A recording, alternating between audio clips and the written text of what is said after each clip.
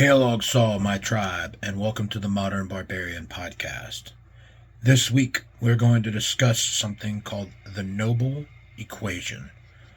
This is a piece of Nietzschean philosophy from Friedrich Nietzsche that I find very relevant to the lifestyle of the modern barbarian. A good mentality, a good referencing point as to all the pieces we need to keep in check and intact, and how they feed into each other. So, the noble equation goes: good equals noble, equals powerful, equals beautiful, equals happy, equals blessed by the gods. And this equation explains the mentality of the modern barbarian hero. So this breaks down into several pieces.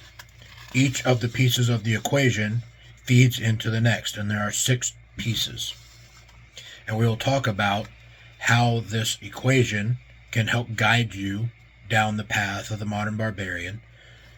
Something you can use as a tool to stay with the manly virtues, stay on the path, continue to train, continue to get stronger, continue to get harder, continue to get tougher, continue to teach your tribe to do the same things, so that you can be ready for anything that comes your way. So we'll start with the first piece, good. Now, the idea of good changes given the boundaries of the societal group that you're in. Right? Good is, in some cases, entirely subjective, right? Sorry, I had a spider there. Get rid of him. But it can be entirely subjective. There is some known hard, fast truth to what is good. Being a good man and being good at being a man are 2 different things, but we're talking about both right now, right? So being good means that you're doing things correctly for your tribe. You treat your people well, you treat your children well, you treat yourself well. Those are good things. But what is good for your tribe is often bad for others. That doesn't mean that it is bad. That just shows how good can be subjective based upon the group that you're in. And you need to focus upon your group. What is good for your tribe? What is good for your people? Not what is good for the whole of everything. We can't possibly do everything, but we can make a difference in being good to our tribe. Good is also a self-perception and an evaluation by your own tribe. This does not take any account of the perception of outsiders. We have no time for those outside the tribe. Their opinions do not matter. We need to be seen as being good to and for our tribe, not to or for anybody else. We worry about our tribes. And then we also have something we need to be aware of called the anti-good, or the perversion of the good ideals. This is where those who no longer wish to be seen as good in the sense of the culture that they live in turn to the opposite of the values and the morals that have held the country together for centuries. They reject cultural norms and standards, and they turn against them entirely. This anti-good behavior leads to a lot of infighting within your culture. Now, at this point, we're talking about the United States as a whole, right? There used to be a culture within the United States. We were a warrior culture, a melting pot of all different nations and all different types, and they were all welcome here as long as they wanted to be an American. And for centuries, that worked, right? That held everything together. Everybody wanted to be an American. Now, it is no longer the case. They have deemed the American flag to be a symbol of racism. They say those that fly the American flag are not good people, and they are evil or racist or bigots or all of the ist words that they use now, sexist and all this stuff, and they use that to try to apply it to anybody who flies an American flag.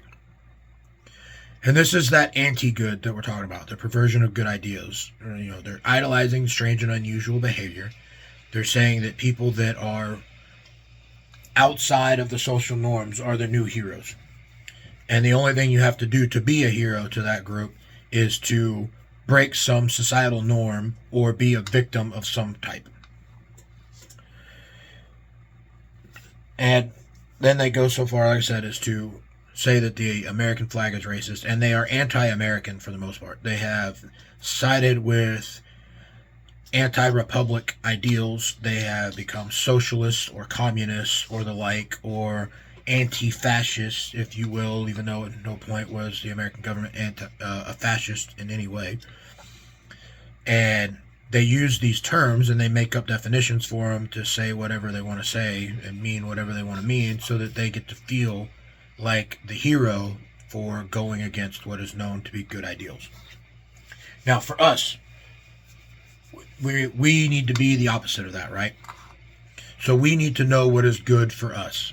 Now, I can't tell you what is good for you. You have to evaluate that for yourself. But I can give you some ideas of what is good for me, right? And we start with the manly virtues: strength, courage, mastery, and honor. Those are 4 good virtues that all modern barbarians should have. They should be strong, both mentally, emotionally, and physically. You need to be able to move heavy weights. You need to be able to cover long distances. You need to be able to run fast. You need to be physically fit. You need to be mentally tough, be able to overcome adversity, be in hard situations, and be okay. You have to get comfortable with being uncomfortable. Understand that discomfort will not kill you and that you will be fine. That leads to a mental fortitude where you can put yourself into difficult and hard situations and understand that you will be okay and come out of them on top, because you can do what you need to do instead of panicking about how difficult it is or how uncomfortable you are. Then you also need to have some emotional strength, the ability to maintain control of your own emotions, discipline over your own emotions, so that you can get through a situation without letting anger or fear or any of the other major emotions take over in a situation. You have to maintain a clear mind and be able to think, and the emotions will get in the way. Then you must be courageous. You must have courage. We all know what courage is. Courage is not the absence of fear. Courage is the ability to persevere even though you are afraid. Courage is a mastery of fear, not a lack of it. Then you have mastery, being able to master the skills necessary. For the modern barbarian, some of those are combat skills. You should be training with your weapons. You should be training with your body. You should be training with blades. You should know how to fight at all different stages. You should also have medical training. You should know how to repair a wound if you were to receive one, and be able to do that to yourself and to others in your tribe. You should also be working on being self-sufficient, knowing how to grow your own food, knowing how to build your own things, knowing how to repair things. Not everything needs to be a throwaway, right? Some self-sufficiency. These are some skills that we should be working on mastering. Now, each of you will also have some additional skills that you'll want to master on your own, whether they are for your career or your profession that you need. Me as an engineer, I work in the maths and sciences a lot, so I spend a lot of time working to master those. You may be in a different field, or you will probably be in a different field than me. Mine's kind of niche, not engineering as a whole, but the little subset of engineering that I'm in. But anyway, you will need to master different skills for your profession. But some of the basics that you will need are your fighting skills and your self-reliance skills. And then you have honor, right? And honor, as we've discussed, is about tribal honor. You should be working to gain and garner the respect of your tribe mates, the people within your tribe. They are the ones that are allowed to judge you. They are the ones that are there to come around and tell you if you're doing it right or if you're doing it wrong. They're the ones that you're doing it for. So their opinion are what matter. And so you will want to be held in a position of honor within your tribe. There's also some honor outside the tribe, and I'm going to discuss that a little bit later at the end. An honor bigger than the tribe as a whole, where a large societal group may recognize you for something. And like I said, I'll discuss that later, but I have a really good example of that I want to share with you, and a really good opportunity for something cool. But that's going to be at the end of the podcast. So you'll have to stay to the end to find out what I'm talking about and the opportunity to get your hands on a very cool piece of memorabilia from an honor society that you wouldn't be able to get any other way. So that's the good part of the equation. Good then leads to noble, right? So what is noble? Having or showing fine personal qualities or high moral principles and ideas. What qualities and principles are elevated change with different tribes to some extent, but in all circumstances it is always driven by the manly virtues, those that we just discussed: strength, honor, courage, mastery. But we're going to add one here for our noble virtues, and the last one's going to be tribalism, right? And we discussed the other four pretty in depth already, but tribalism is the ability to care deeply for your tribe and to be able to turn that off for people outside of the tribe. To know that you need to spend your time where it makes the most difference. To know that your time can be focused and make a difference in the members of your tribe, whereas if you tried to spread it too thin, it would make no difference at all. And in order to get to this noble, you start with the good, right? You start by understanding what is good in your tribe. Then you strive to get good at those things and to achieve those things and get to a higher level in those things. And by doing so, you start to become noble and recognized as noble within your tribe. There's also the opposite of noble, and that is the perversion of nobility and the anti-noble virtues. We see those being paraded in modern society today as the new virtues, the new ideals that they try to push people to achieve.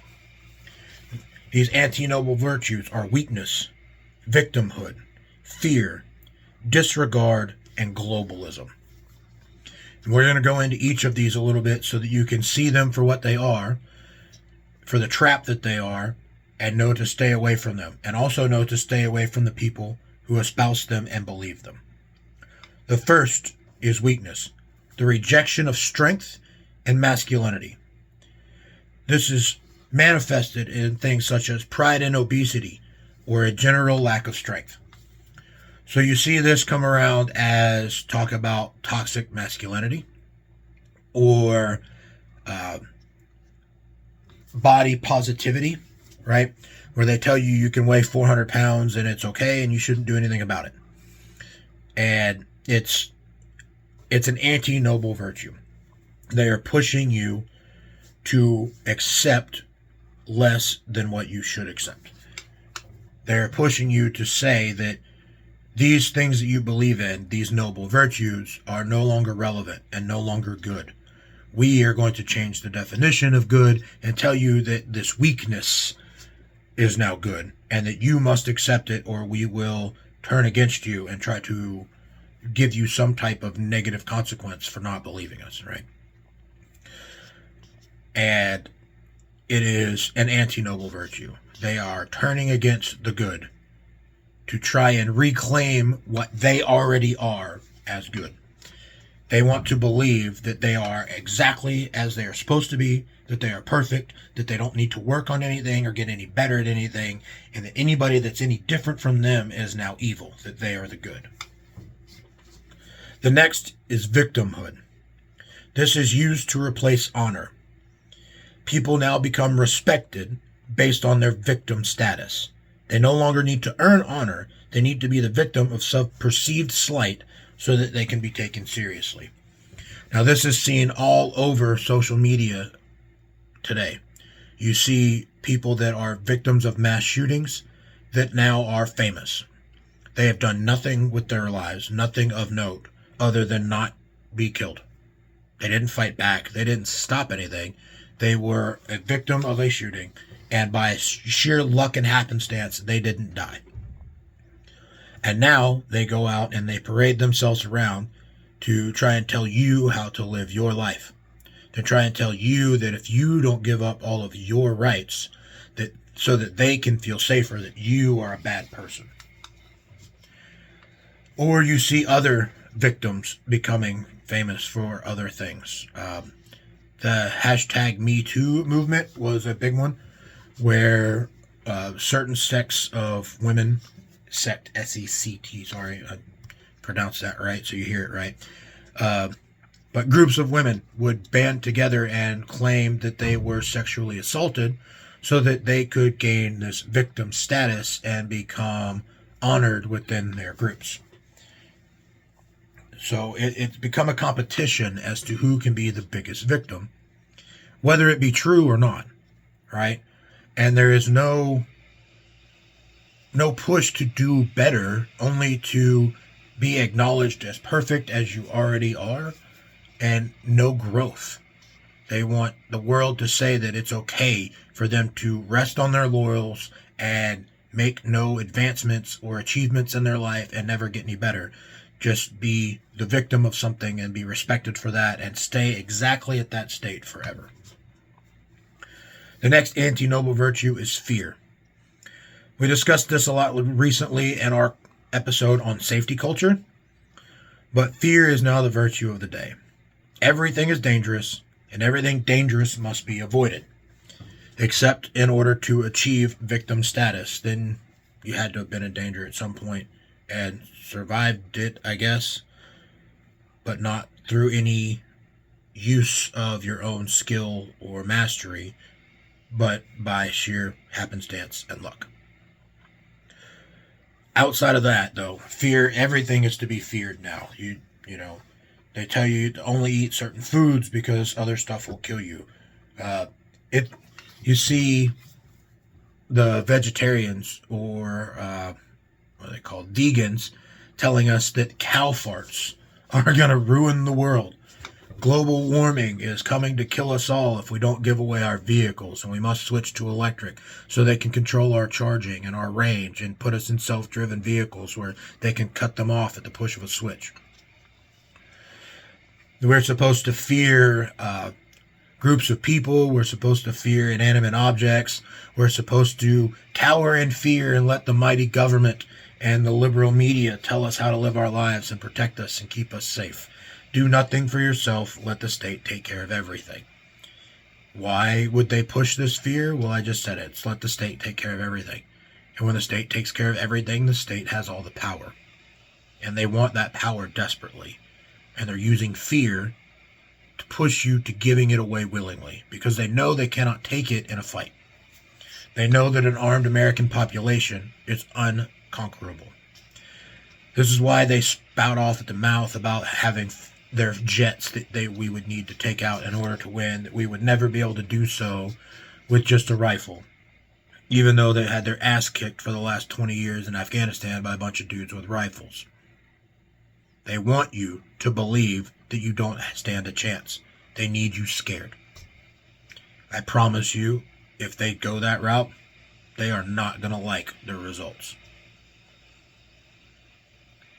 People like you and I, the barbarians in this country, those at the fringes that know how to fight and have trained their lives to do so, or even if you're just beginning to find it and are training now to get ready, we are capable of handling massive amounts of adversity, and no fighter jet is going to be able to take that from you.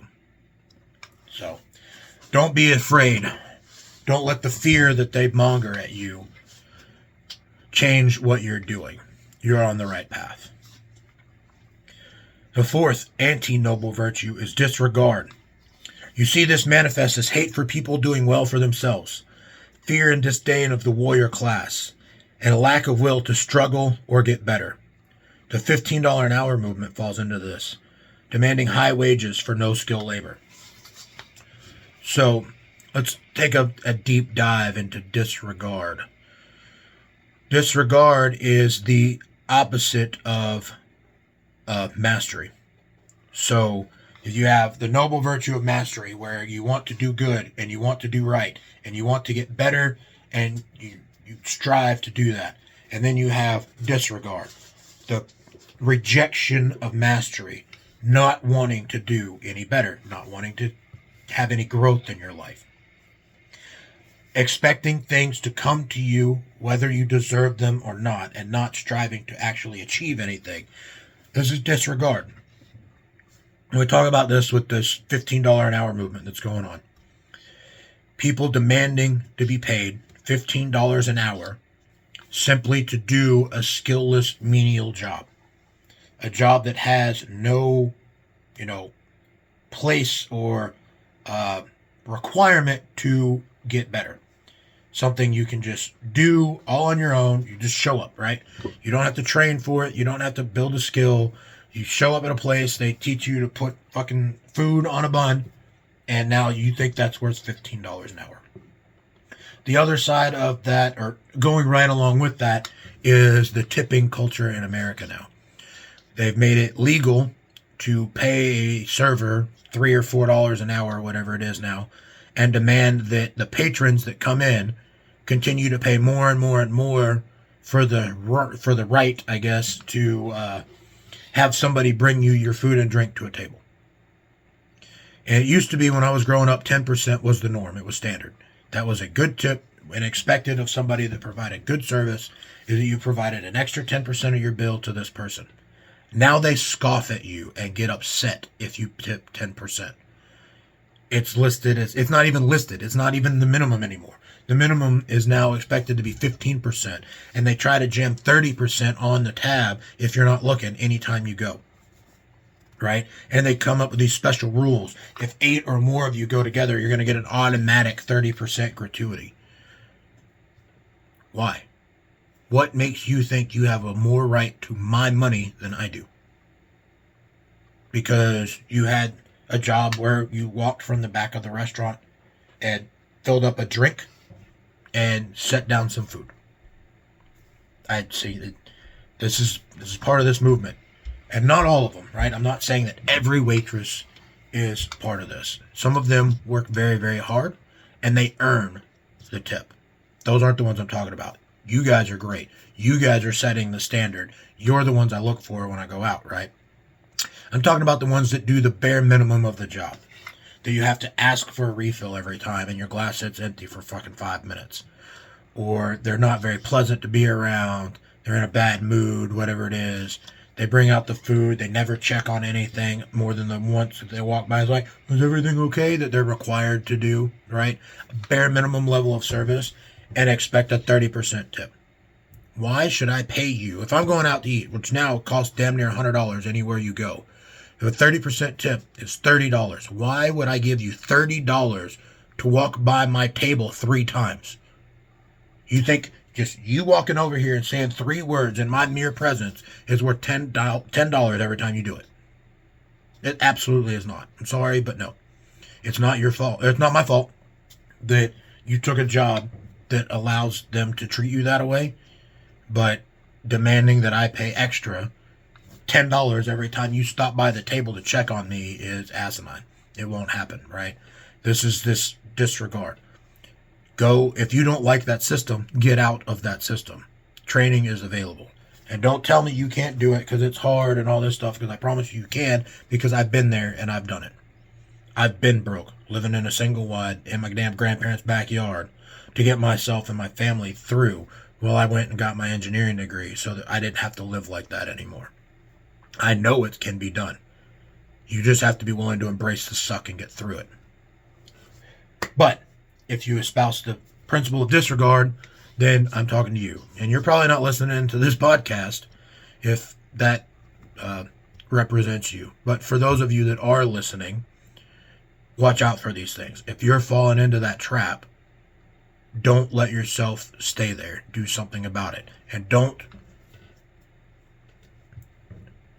let people that think that way influence your thought. You may have some people that are in that situation in your tribe. That does not mean that they're not good people and that they're not worth our time. It does mean that we need to help them learn to not be showing anti-noble virtues and to better themselves. The final one is globalism. Globalism is the opposite of tribalism. The belief that the human being should care equally for all humans on the planet. It is not only irrational, but completely impossible. There is not time in life to think about every human, let alone care about them in any way. So let's just take the United States as an example, right? I got some notes here. There are 332 million people in this country right now as of the last census. Now, if you took just 5 seconds, right? Think about it. 1, 2, 3, 4, 5. That long. That's all I ask. You spend that long thinking about each of those 332 million people. It would take you 52 years to think that. You took 5 minutes to think their name and to wish them good in those 5 seconds that we counted off. To do that for every person in this country alive right now would take 52 years. And that's without eating or sleeping. That is 52 consecutive years of sitting in place, doing nothing else but taking 5 seconds per person to think their name and to send them a well wish through your head, right? 52 years. You add in the fact that you'd have to eat and sleep. So you got, let's say 8 hours of sleep a day. So now you've taken a third off of that. And you take a third for other requirements, eating, going to the bathroom, getting a drink, anything else, right? Let's just say you do it for a third of it. That means you're going to take 156 years. More than your lifetime. Just to wish every person in the United States well by name. Now that doesn't include, get this, the 4 million people that are born each year of that. That's the birth rate in the United States. And the 3.5 million people a year that will die. So you got a turnover rate of 4 million-ish people a year. So literally could not get through it. If you did nothing but that for your entire life, every day, just due to the birth and turnover rate, you could not get through every person in the United States. If that was your only goal in life, was just to say their name and to congratulate them or to wish them well, you still couldn't do it. Now think about that, right? That's just spending 5 seconds on each one of them. Would that make any difference in their lives at all? If somebody that you didn't know were to sit there right now to think your name and say, I hope that they do good in life, did that make any difference in your life right now? No, it would not. It would make absolutely no difference in your life right now. None whatsoever. So doing that for anybody else makes absolutely no difference in their life either. None whatsoever. Now, let's say that we took that down to the scale of 30 people, right? If you put that much effort into 30 people for the next 52 years, and even if it's, we'll use the same thing, you're only getting a third of a day where you can do anything outside of sleeping and work, eating, all that stuff, right? You're going to have roughly 8 hours to yourself each day outside of that. And you're going to have to do your own stuff like work out and all that, but you can spend that time with your tribe. Work out together. Spend some time with your kids, right? These are the things that matter. Spending that 8 hours a day with your people for the next 52 years will most definitely have an effect on their life. That's what tribalism is. It means spend your time on the people you can actually have a positive effect on. You will not have a positive effect on the world trying to go and care for every human being in it.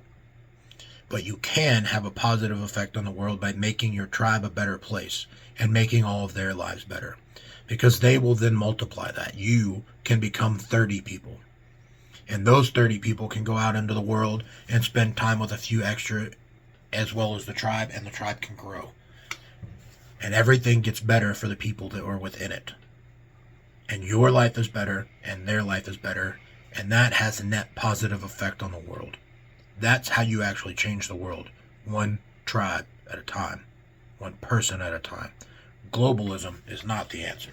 Globalism is an anti-noble virtue.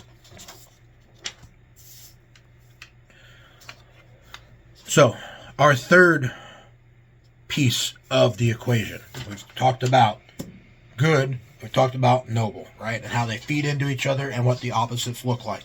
So we know that we start at good, and by trying to be good, we eventually can become noble. And once we are working at noble and we continue being noble, we can start to become powerful, right? Now, this starts to come later in life for a lot of people, some earlier. But power comes in 4 aspects. Your physical power, your willpower, your social power, and your wealth. Okay. Physical power is strength and stamina. We've discussed that. It's part of the noble virtues. You have a good understanding of that. We don't need to spend much time there. Then your willpower. We've discussed that. Mental toughness and emotional resilience. You have a good understanding of that, so we don't need to spend much time there. But social. Social is one we haven't covered much. So social is your tribe, and then a little bit outside of your tribe. You've got your friends in your tribe, then you've got the wider community just around you, and then you have notoriety. So this is where I said we're going to cover something a little bit later in the podcast. It's not quite the end, but it's a good spot for it. So, in power, you start by building power within your tribe. You start by becoming a respected member of your tribe, and then you have the power to influence that tribe. And those tribe mates will help you do things. And a group of you doing things is always more powerful than you doing them alone. Right? So, what happens here is, let's just use the example of developing a piece of property, right? You've decided that you're going to have a home or a homestead, and you want your tribe to be a part of it and to help you with it, right? Well, if you're doing all the work by yourself, how much can you actually get done? Can you build all the buildings that you need and put in the garden all by yourself and upkeep all the property and provide all the recreation areas that you need and all that? No, there's not enough time for you to do it by yourself. But if your tribe comes together and puts it all in, working together, you can have the garden that you share. You can raise the animals that you need for your food. You can put in firing ranges and swimming pools and all the stuff that you want for recreation areas, or go cut four-wheeler trails through your woods, or whatever it is that you want to do with your property to build this for your tribe, for your compound, right? But you can never do it alone. It takes people. This is social power. This is the ability to get things done on a smaller scale, but still larger than yourself, based upon the tribe that you've built. That's where social power starts. Outside of that, once you have a tribe that is working and together and doing stuff, you can start building community respect, right? This community respect is the next piece of social power. Taking your tribe, whichever it is, whether it be like, I have one that comes from work, not my personal tribe. I'm part of a different tribe at work of veterans of United States Armed Forces. And we go out and we work in the community to improve the lives of other veterans, building ramps for disabled folks, or helping with home repairs or lawn care or whatever that they need, helping them move if they need to change houses, that type of stuff. And this group started as a tribe, and we got ourselves together and working together, and then we started going out to the community, doing stuff and building community respect. Now that community respect is the next form of power. You become respected in the community. And you don't do this for the power, right? that people see through that. You do this for the tribe, to help the tribe stay together and be good and cohesive and feel good about themselves, right? But a side effect is this community respect, which means when you need it, you can ask the community to help you. You've put this time back out into the community. The community now respects you for what you've done, and you have the ability to ask the community for help in the future. Typically, this is used to get more work done for other members of the community. That's how we use it, right? We'll have people that we've helped in the past that ask us, how can we help in the future? What can we do? And something will come up on a future project, and we remember that person, had this thing that they said they were willing to give or help with that we need now. So we let them know, hey, if you're still willing, there's your opportunity to help. Do the thing to help the next one. Pay it forward type of thing. And almost all of them will, unless something has changed and they're no longer in a position to do so, which makes sense. But that's being able to move community respect into a new form of power to get more things done on a broader scale. And once you have enough community respect, it will turn into the next piece of social power known as notoriety. Notoriety is name recognition for you and your tribe. It's when you've been in the paper and the news enough times that people start to recognize your face, or they recognize the name of your group or tribe that you're in that's doing all of this stuff. And so they see that and they're like, oh, hey, I know who this person is. This is, so-and-so, and they do this for the community or whatever. And they start to tell other people about you, and you don't have to self-promote anymore to get the word out there to get things done. You're starting to be well known. That's notoriety. This is a form of social power. This gives you the ability to use that power both for good or for bad. I would hope that you would choose to use it for good, but there are people out there. This is the same type of power that you see politicians wielding. This community respect and notoriety. They don't always get it the same way, but it is the same type of power. And so we must learn to build that for ourselves on the smaller scale. I'm not saying that we need to go be politicians, but we need to have the respect of our communities as a tribe. They need to know who we are. They need to know that we're on their side. We need to know that we shop local, we care about them, we care about our community, and we do things in our community that give back, right, to be respected. There's a reason for that. Again, one, for the health of the tribe. When you're out doing things together and you do things like that help make you feel good, it works together, it betters you. You do it for your betterment, to feel better about yourself, but also to improve the lives of others. This helps you network and possibly grow the tribe. These people will learn about you. They'll want to be a part of what you're doing and can help that grow. But also, should the day come when you need to be able to withstand a tyrannical government, your local community is going to be key to you being able to do that. Knowing the people in town that can help you, that could be on your side, that may not be directly willing to be involved in a conflict, but would know to not rat you out because you have the community respect, or possibly provide you with resources that you need if they were to go that route. You need to have that community respect to do that. Being respected in the community and having that notoriety are critical to that outcome in the future. And the final piece of power is wealth.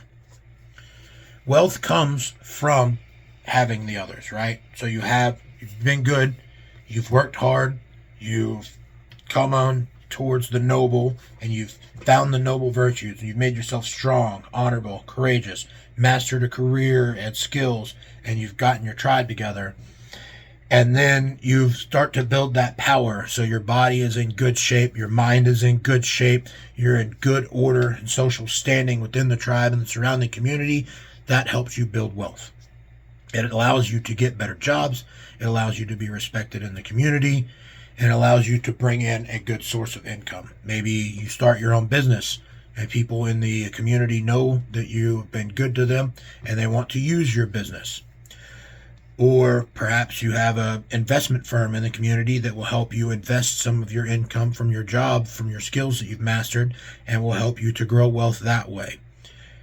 And you use these to start building a total net worth. You own property, you own equipment, You have a steady source of income. You've invested, and this all begins to grow into a net worth, where you're actually starting to be worth a little bit of money and have something for the tribe to come together and to use and to have. Again, this works for two things. One, the tribe needs this nest egg to land on. So it gives you the cushion to get through hard times and to help each other. And you all kick in and you all contribute and you work together and you grow your tribal net worth. You start with your personal net worth and then it becomes tribal net worth. So by getting good income, working your way up, getting a good job, being able to invest, possibly start your own business, whatever it is that you do, and then you're gaining that net worth provides you the safety to work together as a unit and to live the good life and to have the time to continue to invest in your noble virtues. So that was step 4 of the equation. Good equals noble equals powerful. The next step is beautiful. So, beauty standards. They are standards for a reason, but they're not what you think they are. I'm not talking about, chiseled abs and six packs and, perfect haircuts and always being, everything like a Hollywood movie star, right? That's not what we're talking about here. That's not the true definition of beautiful. Beauty is a standard that comes from living the noble lifestyle. It comes from your own self-confidence and your own self-esteem, which is built by living the noble lifestyle. So living the appropriate life, taking care of yourself by eating right, not overindulging, working out, having a proper strong mind and mindset builds a beautiful body. It also builds a beautiful mind. And beauty, again, twofold. You need to look a certain way-ish, right? As in not hugely obese and not taking care of yourself. But, again, not starving yourself and trying to be this pencil, right? Unobtainable standard. No woman will ever be this thin. No man should ever want to be this thin. It's unobtainable goals. But there is a certain look that is it is a beauty standard both for men and women. And it has been for millennia. And those are, for strong men, they have, the wide shoulders, they have the kind of the V-ish shape down to the hips, strong legs, and it's that look that shows that they have the ability to protect, the ability to fight, and the ability to produce. Women, on the other hand, have a different shape. You typically see the hourglass shape. All men know it. We all like it, right? Both of those happen when you live the lifestyle. When you eat right and you take care of yourself and you focus on your ability to perform, the beauty comes as a byproduct. You don't focus on it. You focus on the ability to perform. You focus on your strength, your speed, your endurance, on eating right, on taking care of yourself. When all those things happen, you start to get to a place where you look a certain way. Now, some of us are prettier than others, and some of us are not, right? And there's absolutely nothing we can do about that for the most part. But again, we're not talking about modern beauty standards where you have to look a certain way and all that stuff. We're talking about general beauty that has lasted for millennia through human civilization. And that is the basics of, does a man appear to be strong and capable and able to defend his tribe? Is he taking care of himself and doing what he's supposed to do? A lot of this comes with grooming standards too. Mindset, right? Keeping a good haircut, taking care of facial hair if you're going to have it, keeping yourself clean, keeping your teeth brushed, keeping your ears clean, good general upkeep on yourself. Don't smell bad, don't look like shit, don't dress slovenly. Right? These are all important parts of the beauty that come from living the noble lifestyle, following the noble equation. Then this is going to build self-confidence and self-esteem. When you are confident in yourself, when you know that you hold beauty in yourself and that others will see it in you, because of how hard you worked and because you are confident in yourself, that itself is also beautiful. Your confidence improves your appearance because people see the confidence. You hold yourself different. You sit up straight. You have good posture. You walk a certain way. You command a room when you walk into it. That improves your appearance. They can see the confidence. And like I said, living the correct life molds the body and the mind into this. These all cascade into each other. One leads into the other. That's why it's an equation. Being good will lead you to be noble, which will lead you to be powerful, which will lead you to be beautiful, which then in turn goes to the next step, number 5, will lead you to happiness. When you feel good, you look good, and believe in what you're doing, you're happy. That is the key to happiness. You have to feel good, look good, and believe in what you're doing. That's all it takes. Everything else falls into line. You will take care of yourself and you will be happy if you feel good, look good, and believe in what you're doing. You do that by living the equation. You be good, you be noble, you be powerful, you be beautiful, and you will be happy. When you follow the noble virtues, your mind becomes stronger. You're more able to overcome adversity, which also makes you happier. And we're talking about general average happiness as a whole. I'm not talking about being giddy, happy, bouncing around all the time. I'm talking about your average happiness. You're still going to have good days and bad days. But if you live the noble lifestyle, if you follow the equation, your average happiness level will be higher than somebody that does not. Because even on your bad days, your mental toughness will keep you from falling in a hole. You will understand that this too shall pass, that it's only going to make you stronger, that you are gaining wisdom by going through this adversity, or that by working out hard and being in that moment of discomfort, that you're building a better body and that you get to live your entire life in that stronger body based upon the work that you've put into it. When you personify the noble virtues, others also want to be around you. This makes them happy, which in turn makes you happy. This is the basic building block of the tribe. You start with yourself. You get yourself right. When you personify the noble virtues, others see that. They want to figure out why you are the way you are, why you are as happy and strong and beautiful and powerful as you are, because they want that for themselves. It draws in the right kind of people. Then you can show them this way of life and they can live it, and they too become happy, and then they become part of your tribe, and then you as a tribe are happier together. It's a self-fulfilling prophecy, so to speak. If you believe in it, if you lead it, and if you love it, others will find it with you, and then they will be a part of it, and then they will live it and love it too, and you will be happier together. And that leads us to the 6th piece. This is where you get to the end and you become blessed by the gods. Now, in order for that to make sense to you in this philosophy, I'm not saying that you have to do all these things to be blessed by any god that you believe in.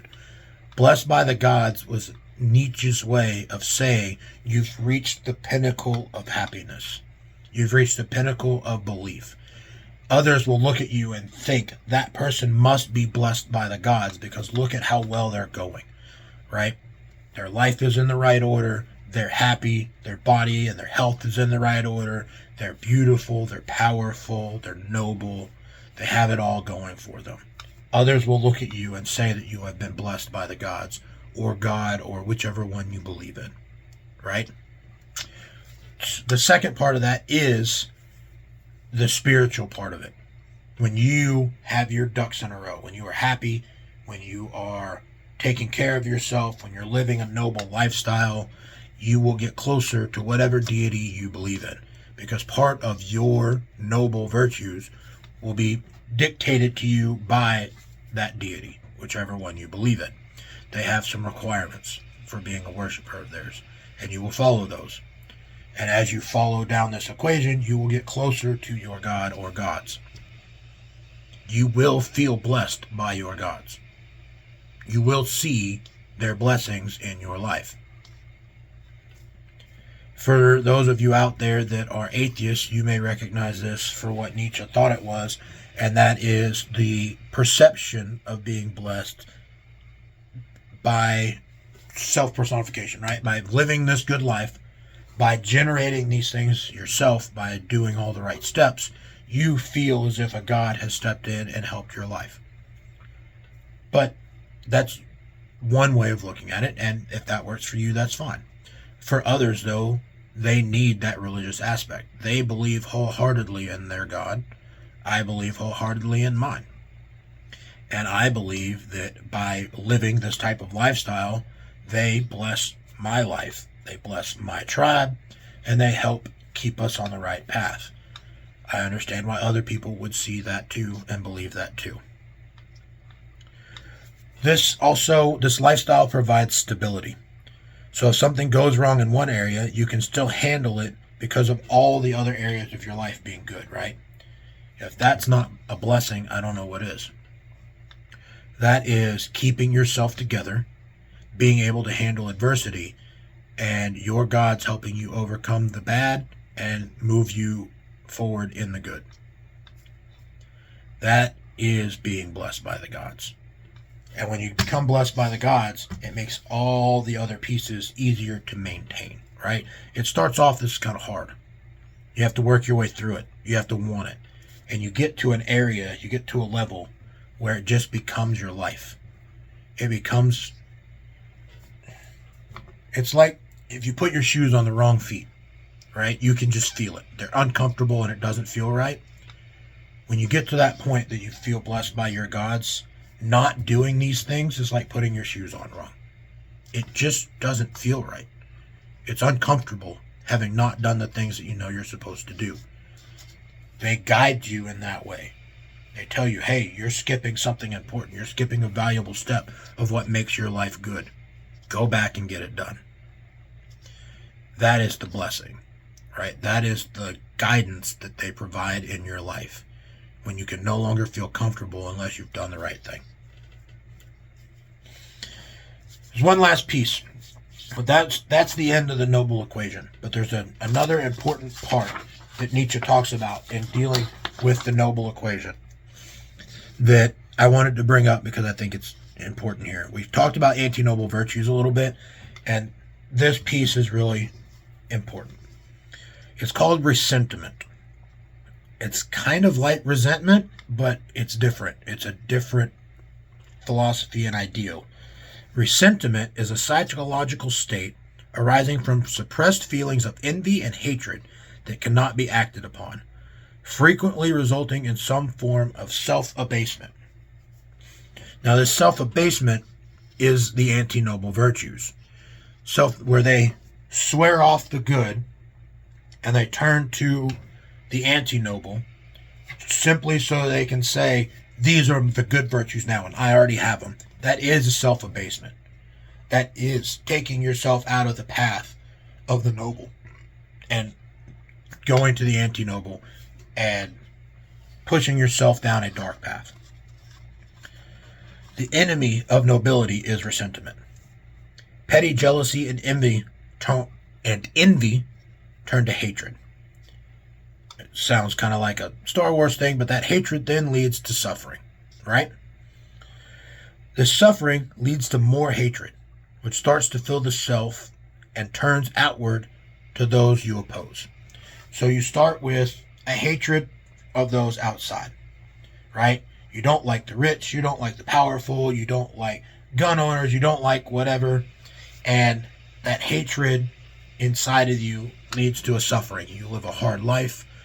You take on this perceived slight, this victim mentality, and you begin to suffer for it because the suffering is what you believe is your nobility.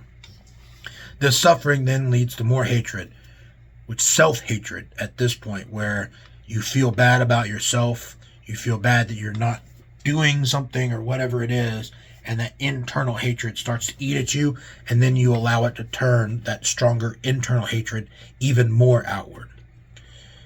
And you turn it towards those you oppose, those that have the noble virtues. again, I keep saying you.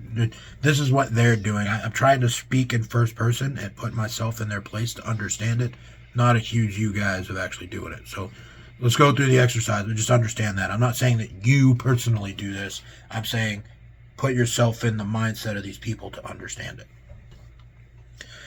Then these people of resentment then turn to the anti-noble virtues and reject all social norms. So we're seeing that in our culture right now. The gender dysphoria thing, blowing apart of all the social norms, the demand for high pay for low-skill jobs, the change in how we handle simple sicknesses like this coronavirus thing that happened. They locked down an entire country and blew up the entire economy for a disease that's so dangerous you have to be tested to know you have it. Right? It's so dangerous that to put out TV shows that wildly exaggerate the death numbers to make people believe that it's some super dangerous thing when it wasn't. So dangerous that we had a national doctor who worked for the government tell everybody how dangerous it was that it was now being found out to be a complete fraud. So, yeah. But anyway, so they turn to these anti-noble virtues and they reject all social norms. We are living through that right now. We're seeing half of our society reject all the social norms and try to blow it all apart. That's your obsession with gender dysphoria. And I'll also point out, too, that the obsession with gender dysphoria is the sign of the decline of an empire. So much so that even people that would oppose us know it. There's a link here, and I've got it right here, and I'm going to go pull it up. You guys are going to hear me do a little clicking here while I go pull this link up. But I think it's important, there we go, that we read this together. So, let's go get it here. Come on, thing. While I'm getting this open, let's talk about resentment a little bit more. So, this resentment is a very powerful tool for those that oppose us, right? It creates a very strong enemy. They believe wholeheartedly that we are evil and that we are the problem. And it comes from this resentment. And this resentment is cultivated by those in power. They want them to feel that way. They want them to dislike us.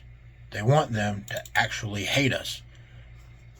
They want them to hate what we represent. They want us to hate our tribes. They want us to hate everything about us because they need them on their side to stay in power, and they need them to oppose us. So there's something to think about. Now then, I got the link opening here. And this is about how transgenderism has been linked to the fall of societies in the past. Sorry, it's not wanting to open. There it goes. The computer's just being slow. But this is from the American Conservative website, but they're talking about a non-conservative doctor here. So let's grab this once it opens. Super slow today.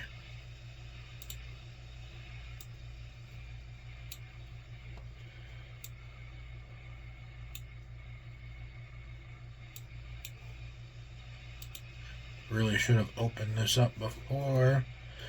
All right, here we go. So, Camille Paglia, who is let's see if it reminds her, she's some kind of doctor. And she's definitely not on our side.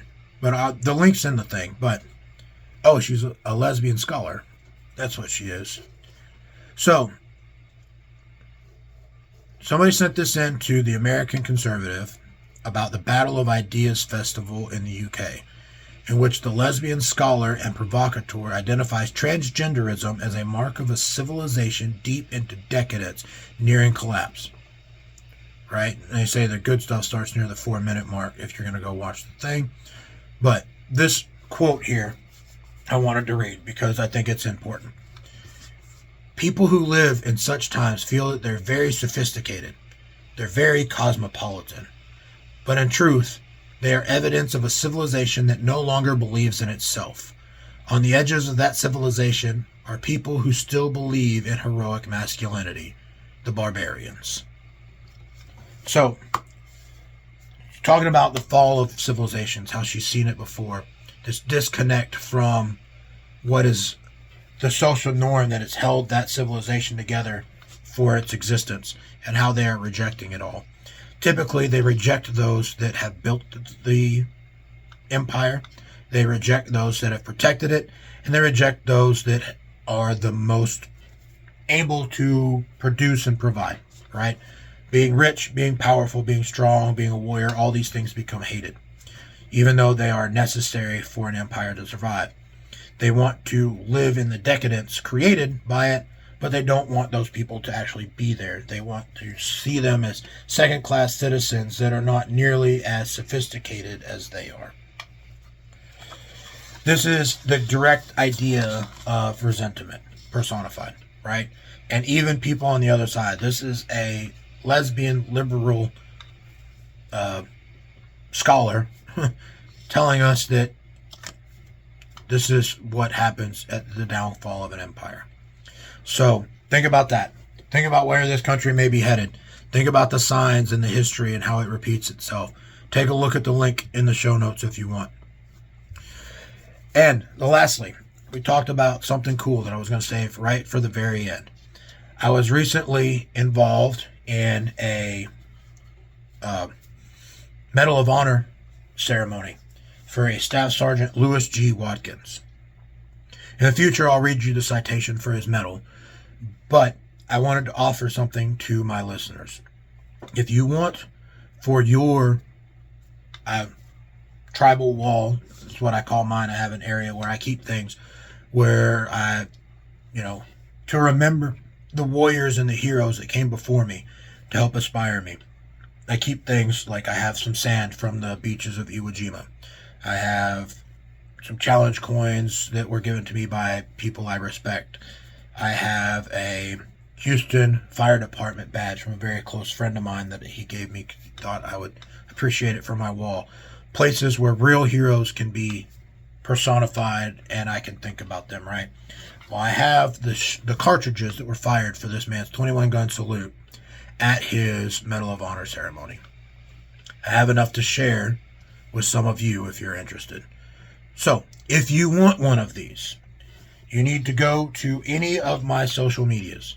I am on Facebook, Twitter, or X now, Instagram, I'm on Reddit, I'm on all of that stuff, right? And all those notes will be in the show links. And if you go to any of my social medias and follow me there and send me a message that says I would like one of those cartridge casings from that Medal of Honor ceremony for Staff Sergeant Lewis G. Watkins, I will send them to you. And just so you know, this award was given to him posthumously. He did die in action and saved a lot of people's lives in doing so. So that's why he was given the Medal of Honor. But it's a chance for you to have something from a Medal of Honor recipient ceremony, which is pretty uncommon. So I thought you guys, my listeners, might like that. So if you want, Facebook, Reddit, X, Instagram, Tumblr, Patreon, any of those, I'll be on there. You can follow me and then send me a message that you would like one of those, and we'll message back and forth about how to get it to you the easiest, and I will pay to mail it to you so that you can have it for your honor wall. And that's it, guys. That's all I've got for you today. So go get stronger, go get tougher, be ready for what we all know is coming, because anything less is unacceptable.